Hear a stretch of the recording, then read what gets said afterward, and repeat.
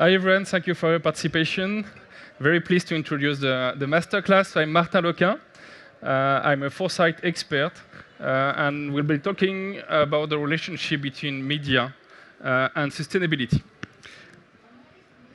We work at one point. One point is a company which purpose is beyond the obvious, and we try to develop capabilities to shift toward new business models. A few years ago, we decided to create a partnership to co-design a class about design fiction with ESCP Europe. What about design fiction? The goal of design fiction is to model and shape unexpected and unforeseen consequences of human society, and especially related to the climate crisis main challenges. We've been working over 3 months with different students on 5 possible visions of the future. Remember the movie Don't Look Up? Okay, the comet heading straight toward Earth to criticize the inaction, the denial of media regarding the climate crisis. And we decided with students to develop a project. We'll have a look at one of these projects, just to question the issue and the relationship with media and the ecological transition. We'll have a look at a project called Social Zen, which is a design fiction that questions the rise of eco-anxiety that comes from observing the climate crisis impact through the lens of social media. And of course, the associated concerns for students and for future generations. Have a good immersion.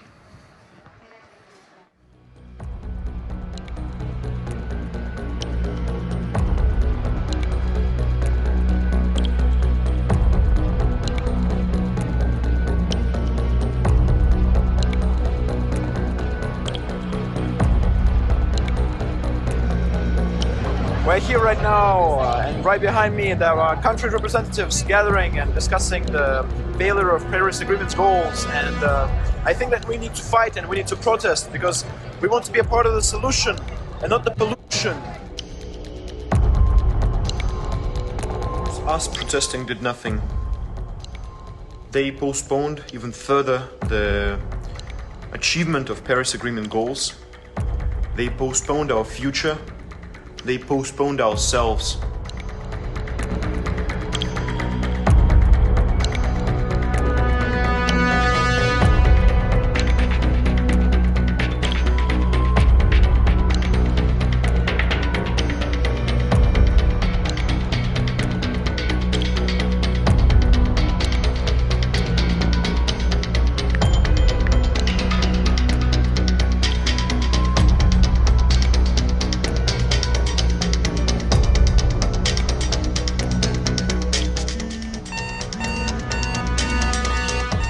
I cannot take thinking of it, constantly thinking about this whole destruction of our planet, of my world. I cannot keep it anymore.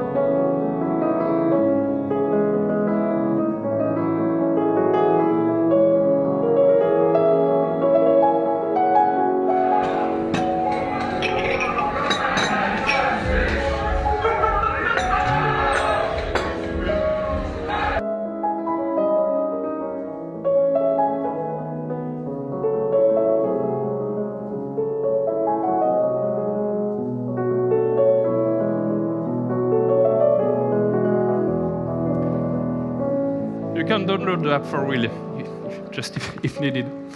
So I'm very pleased to host group Les Échos Le Parisien that has been teaming up with students as part of this project. Sophie Gourmelin, the chief executive of Le Parisien.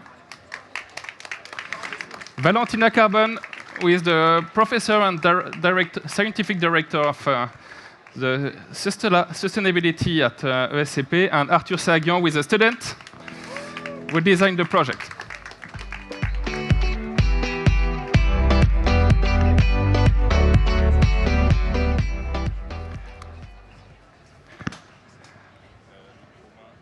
Welcome. Sophie, perhaps we can start with you. What about this project? What is your feeling when you look at this movie? I was very impressed. No, I think it's a good image of the society today, and I would be very pleased that this new app exists. If you can develop it. No, I think it's a great idea. And it's true that in our world, medias, traditional but also non-traditional medias, they are posting a lot of, every time a lot of problems. We like talking about information that disturb lives, and we don't like talking about information that make it greater. This is the purpose of journalism, to create and to show the problems more than giving solutions. And I know you had a question on that further. Arthur, what about eco-anxieties? It's really something you are feeling right now? Yeah, actually, when we started the class, Le mic. we didn't know about eco-anxiety because it's not a new phenomenon, yet quite unknown. Because there is no data, no survey about how much people suffer from it. So I think that we experienced it without knowing that we were feeling it. Yeah. And Valentina, what about the relationship between design fiction and the, let's say, more traditional education, and especially what could be the link between education and media? Okay, thanks a lot for this question, because it's very important for us in a business school. Teaching sustainability through this type of approach is very new, is very disruptive. Our students are used to find solution to a precise issue, you know, the case study methodology. With this type of approach, we raise questions more than find the very precise solution. It's about developing critical thinking, diagnosis capability, and also prospective capabilities for our students, which we think are key to tackle the ecological transitions, climate change, and all the other big issues we have in front of us. So for us, it's also a way to renew the way we teach this paramount problem. Very interesting. Sophie, what about group Les Échos Le Parisien, and especially Le Parisien? What are the major actions you are trying to develop to tackle this kind of big challenges? We've been developing recently a new heading at Le Parisien, which called Mater, My Earth in English. And we're trying in this new section and newsletters to deal with information that you can change in your day-to-day life. So instead of being far away of and be anxious about everything you can see everywhere in the world, try to give information about how you can change your day-to-day life, how you can consume better, how you can save money by consuming better, which is also something which is very key for our readers. So that's one section we've been implementing, and we also try to do some concrete action, and we activate some events with our readers. Very simple one. We're working with green organization, for example, pick up butts on the Champs-Élysées. That's something we did. So we try to do things locally because we are a local newspaper, and to animate a community of people who want to do things, and they can do it, and it's not something they will be too anxious about, because they can change things in their day-to-day life. So that's some. I know we are running out of time, so I won't be too long about that. But that's two examples of things that we are doing. Thank you. Arthur, you're part of the next generation, so you're also part of the solution. And is there a question you would like to ask to a media like Le Parisien. Actually, talking about solutions, you know, this. I think that as a 20-year-old young man, it's hard to imagine a life without social media now. So they have a huge impact on us. But thanks to this experience, and also thanks to readings like L'Homme Nu from Marc Duguin or documentaries such as The Social Dilemma, I realized how important it is to handle social media with caution and care. And it also made me think that traditional media have an important role to play, because I think they can be considered reliable in an era of fake news and polarization of opinion. But I think I expect maybe a bit more from traditional media, because most of the time what we can see in the media are news that are a bit catastrophist. We can see floods, starvations, we can see natural disasters. And I know that there are some magazines like Kaizen magazine who is really solution-oriented.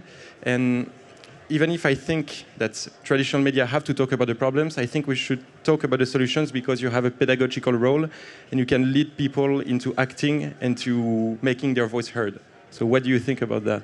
I think it's true. I think you're right. Journalism prefer to deal with problems and show disasters, and it is like that also because the readers, they like to see that as well. You know, it's we on social media, but also in the traditional printed issue, more and more we are dealing with this information, this solution information, and we try to give tips and how to our readers. I have one example of things we've been doing with it's a series of video called Food Checking. I don't know if you know that one. It's a series with. It's a young man, Adrien Gonzalez, who is going around in restaurants and places around Paris, and he's checking the kebab, which one is the good one. He's checking the ingredients you can find in the mayonnaise, for example. He's checking. So it's another way of giving information. It's image, it's videos, which is easier to reach younger readers, and it's also pedagogic. It's journalism. It is journalism, but it gives you more solution than disasters. So I don't know if it's. So we try to do both. Thank you, Sophie. Valentina? Yes, I wanted to rebound because this example, the tension between disasters or tackling solutions, we may say that in business schools we live the same tension. Should we raise awareness on the big issues and on the urgency to act, stressing all the negative events linked to our era, which is the Anthropocene, right? The era of men with all the impact? Or should we only or more and more talk about solutions? This is a very difficult question, because we need also to compare the size of the issue with the size and the impact of solutions. So I think the important part is developing the critical capabilities to understand the big issues, and at the same time foster innovation, developing experiential fields and so on. So this is a kind of parallel with the media, like another important our faculties. And you can do in two different ways. You can have a newsroom specialized in climate science, and we can have a sustainability-oriented faculty, but you can also, and you should, try to equip each journalist and each professor with the minimum literally more. And the mission needs to be quick, but also well-equipped to try to change the way we spread knowledge and we co-create innovations with our students. I mean, if I may add, I think it's really very true. We have few journalists who have been trained on ecological issues, and that's something we want to improve the ecological transition. And I think that's something we have to implement in the newsroom. It started, but it's still very... and we have a lot of paradoxes. We have an art info about the need to reduce the extraction of resources. On the same page. In a business school, it's the same. We have a course for finance, for more profit and more profit in one room. And then you have, in the following room, And basically, his mindset changes radically after activating the Zen mode, but it's for the narration. It could be totally two different persons, but we wanted to make one single character to make it more powerful and so that people could identify into him. And also the app, it doesn't exist. I don't even know if there would be some business incentive to do it or technical possibilities. It's just to make people react. And that's the whole point of this design fiction course. And in the end of the video, ask yourselves, would I download this app? Is my reality the same as my neighbor? And how much does my Instagram account have an impact on... Everybody is talking about the IPCC, but very difficult to, let's say, to create awareness as long as it's not plausible. You don't consider that it could happen, and it's very necessary to change. So we are very pleased to have this discussion. Thank you to the expert Thanks, Martin. taking part in the project, and have a good event. Thank you very much. Thank you. Thank you.